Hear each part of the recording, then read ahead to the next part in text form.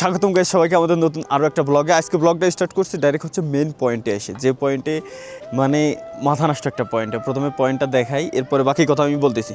দেখতেছেন এই জায়গায় থেকে ভাই আকাশের মেঘ দেখা যাচ্ছে একেবারে চোখের সামনে, সাথে এই জায়গায় দিয়ে দেখেন ওই যে দূরে প্যারাগ্লাইডিং করতেছে, দেখা যাচ্ছে কি না জানি না, এটা আইফোন দিয়ে জুম করলে অবশ্যই দেখা যাবে। দেখেন কি সুন্দর জায়গা। আর এই জায়গার থেকে ব্যাপারটা হচ্ছে কি, নিচে কিছুই দেখা যায় না, নিচে আবসা আবসা সামান্য কিছু দেখা যাচ্ছে, তাও ওটা নিচে না, ওটা পাহাড়ের উপরে। আর এখান থেকে নিচে কিছুই দেখা যায় না। এটা হলো সানরাইজ ভিউ পয়েন্ট। এই জায়গার নাম হচ্ছে সারাংকোট সানরাইজ ভিউ পয়েন্ট। বুঝতে পারতেছেন ব্যাপারটা। আর ভাই আমার সব থেকে বড় একটা সমস্যা হচ্ছে কি, এই কয়টা দিন যাবত আমি আসলে ব্লগিং করতেছি, আমি আমার আসল রূপে এখনো পর্যন্ত ফেরত আসতে পারলাম না। কারণ এই জায়গায় আসার পর এই জায়গার পরিবেশটা একটু ডিফারেন্ট মানে আমি যেভাবে কথা বলতেছি আপনার মন চাইবে যে এইভাবে এইরকম ধরনের কথাবার্তা বলতে। ব্যাপারটা বুঝতে পারতেছেন তো? আমি আসলে আমার আসল রূপে আমি যেমনি মূলত কথাবার্তা কই, অমনে আমি ফেরতই আসতে পারতেছি না, কেন জানি না। এই যে সামনে প্যারাগ্লাইডিং করতেছে, দেখি এই যে এই ব্যক্তিটারে দেখা যায় কিনা। ওই যে ছোট্ট করে চোখে দেখা যাচ্ছে, পুরো মনে হচ্ছে পাবজিতে কেবলমাত্র প্লেন থেকে ল্যান্ড করছে। বুঝতেছেন, পাবজিতে প্লেনের থেকে কেবলমাত্র ল্যান্ড করছে, এরকম আরও অনেকে আসবে না। ওই যে দূরে আরও একজন দেখা যাচ্ছে। আমরা একটু উপরের দিকেও যাব, বাট তার আগে এই জায়গা থেকে ব্লগিংটা স্টার্ট করলাম। কেবলমাত্র আমরা আসছি উপরে, কারণ আজকে আর বাইক এগুলো তো প্রত্যেকদিন আপনাদেরকে দেখাই। বাইকটাকে দেখাই কি লাভ, ঘুমের থেকে উঠতে আজকে অনেক দেরি হয়ে গেছে। কারণ আমি হচ্ছে রাতের বেলায়, আপনারা হয়তো এর আগের ভিডিওতে দেখছিলেন যে আমি রাতের বেলায় আসলে বাইকে জার্নি করে আসছি। বাইকে জার্নি করে আইসে দেন হচ্ছে আমি এই জায়গার থেকে ঘুম থেকে উঠতে দুপুর তিনটা বেজে গেছে। দেন উঠেই একটা বাইক নিয়েছি, বাইক নিয়ে ডিরেক্ট এই জায়গা থেকে চলে আসছি। একটা রাইডার ভাইরে নিয়ে, আমার রাইডার ভাই হচ্ছে যে ইনি, ভাইরে নিয়ে এখানে চলে আসছি। বুঝছেন, এখানে নেটওয়ার্ক টুকটাক পাওয়া যায়, অতটা বেশি ভালো না নেটওয়ার্ক। এখন আমি আছি হচ্ছে পাশেই ছিল, আমি যে জায়গায় দাঁড়াইছিলাম এটা মেবি শিব মন্দির না কি বলে ওনাদের ভাষায়, শিব মন্দির মেবি। উপরে থেকে টিকিট নিয়ে আমি একেবারে ওই টপে যাব। ওই টপে উপরে আসার জন্য এই জায়গা থেকে একটা টিকিট নিতে হয়। টিকিটের দাম হচ্ছে 60 রুপি। 60 রুপি দামে একটা টিকিট নিয়েছি। এইখান থেকে এখন আপনাদেরকে দেখাই ভিউজ। ভাই আর যাই কোন সিঁড়ি ভাই, একে তো আমরা এত 1000 ফিট উপরে রয়েছি, এরপর আবার সিঁড়ি ভাই এই উপরে আসতি ফাটে। আর একজনের কাছে জিজ্ঞাসা করলাম যে এটা আসলে এই মন্দিরের নাম কি, উনি বললো যে পঞ্চমুখী কি যেন বললো, ভুলে গেছি, পঞ্চমুখী এরকম কিছু একটা বলছে, কিছু একটা মন্দির, যাক ভুলে গেছি। শর্ট টাইম মেমোরি লস, শুধু বলে দেয়। এই জায়গায় নেটওয়ার্কের ব্যবস্থা আছে, টুকটাক ভালো নেটওয়ার্ক পাই, অতটা বেশি ভালো না কিন্তু মোটামুটি পাই। সোলার সিস্টেম সম্পূর্ণ সোলারের উপরে এনারা ডিপেন্ডেন্ট। সামনে জায়গায় লোকজন বসে রয়েছে, এই যে জায়গায় বসে রয়েছে, নিশ্চয়ই এই জায়গায় থেকে ভালো কিছু একটা ভিউ পাবো, আই থিঙ্ক সো। ওরে ভাই, এইটাই তো দেখতে চাচ্ছিলাম।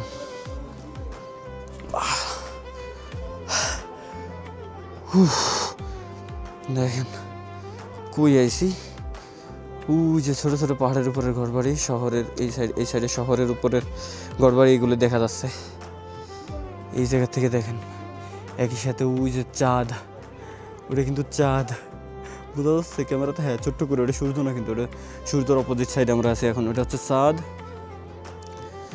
তার নিচে পাহাড়, তার উপরে মেঘ, তার নিচে পাহাড়, বাই ধীরে ধীরে শহর।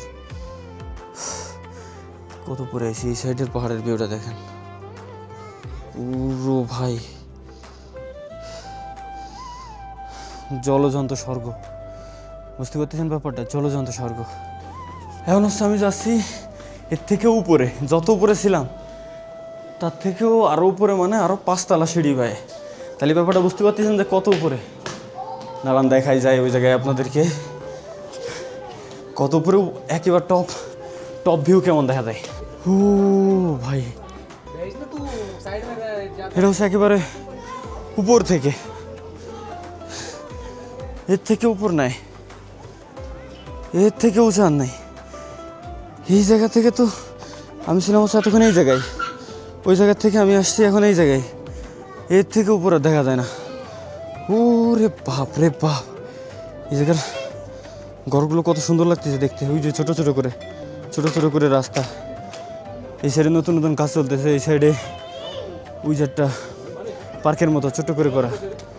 এত জোস, পুরো টাকা উঠে গেছে আমার, বুঝছেন তো। পুরো টাকা উঠে গেছে আমার। চলেন, এই জায়গায় আমাদের মোটামুটি ঘোরাফেরা শেষ। এই সাইডে সূর্য আমাদের একসাথে দেখা শেষ, এই সাইডে চাঁদ দেখা শেষ, নিচের শহর টহর সব কিছু একসাথে দেখা শেষ। এখন হচ্ছে গাইস আমরা বের হবো, আবার নিচের দিকে যাবো এখন, ঠিক আছে? চলো। এখন বুঝছি গাইস যে এটারে পঞ্চমুখী কি মন্দির যেন বলে, হাতেশ্বরী না এই টাইপের কি যেন।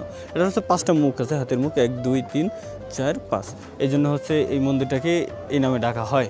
এই জায়গায় যথেষ্ট পরিমাণ ঘোরাফেরা করছি, খুব সুন্দর জায়গা, দারুণ দেখতে।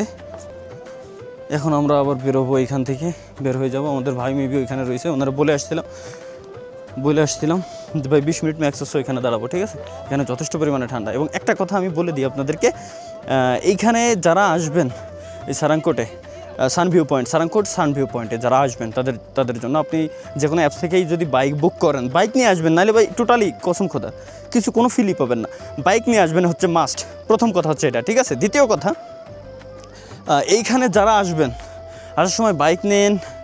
বাইক যদি আপনি যে কোনো অ্যাপ্লিকেশন থেকেই বুক দেন না কেন, ওনারা বুক দেওয়ার পরেই আপনাদেরকে কল দিবে। কল দিয়ে বলবে ভাই যে আপ ডাউন করবেন কিনা, মানে যাবেন আবার আসবেন কিনা।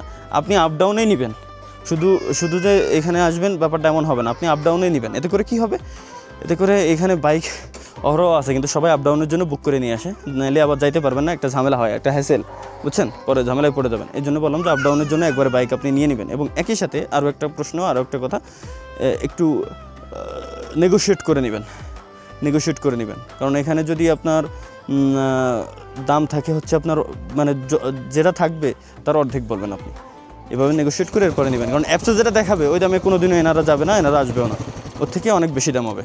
সুতরাং ব্যাপারটা আশা করি বুঝতে পারতেছেন।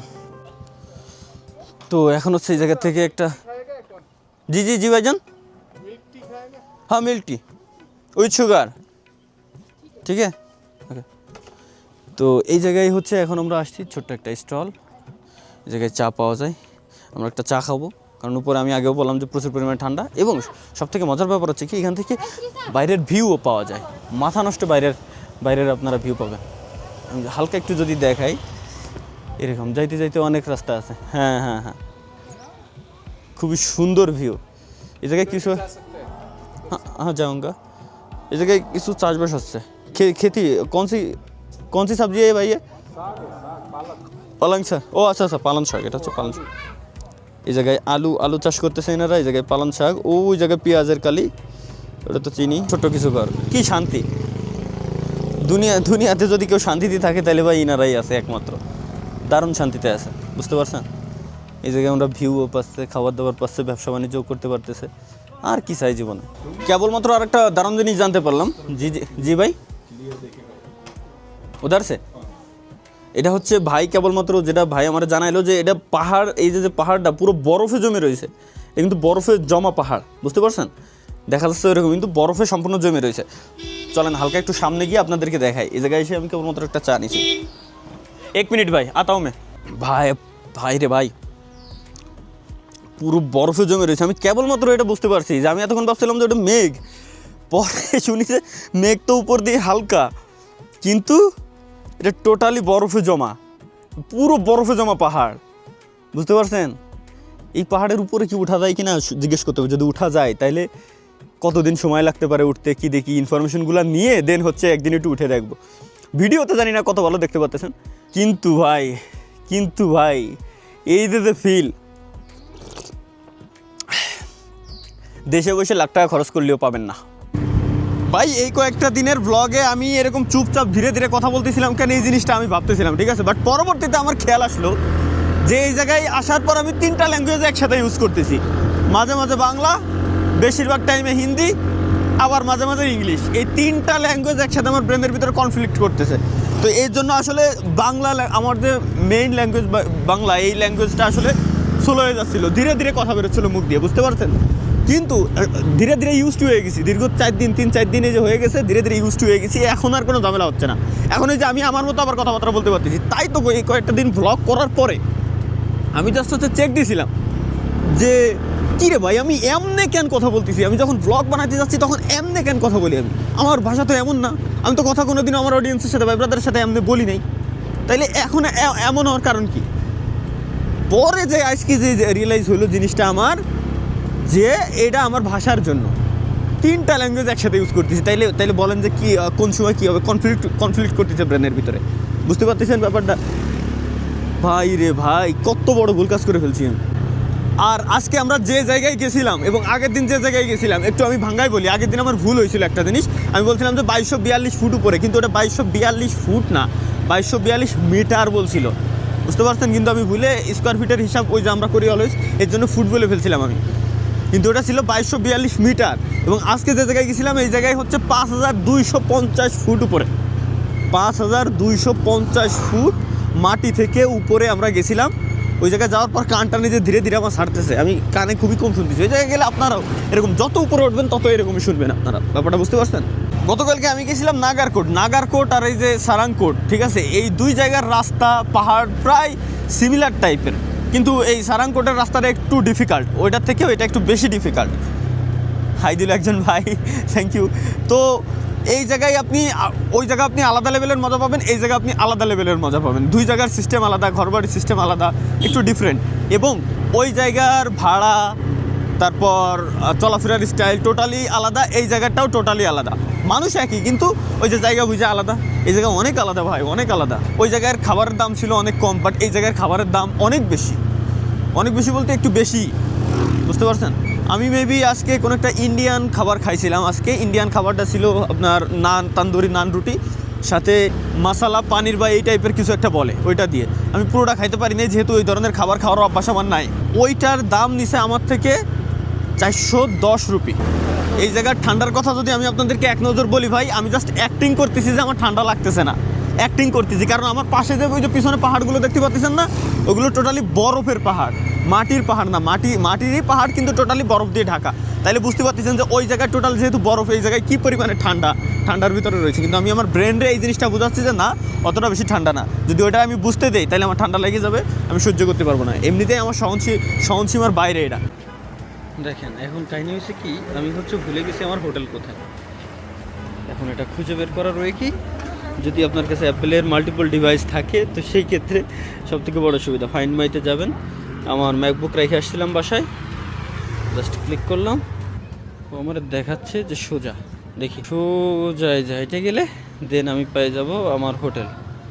কারণ আমি হোটেলের লোকেশনটা অলওয়েজ নিয়ে আসি, কিন্তু লোকেশন যেটা নিয়েছিলাম এই জায়গায় লোকেশন কাজ করে ভাই উল্টাপাল্টা, আমার কোনো দোষ নাই। দেখি আমি ঠিক দিকেই মেবি যাচ্ছি।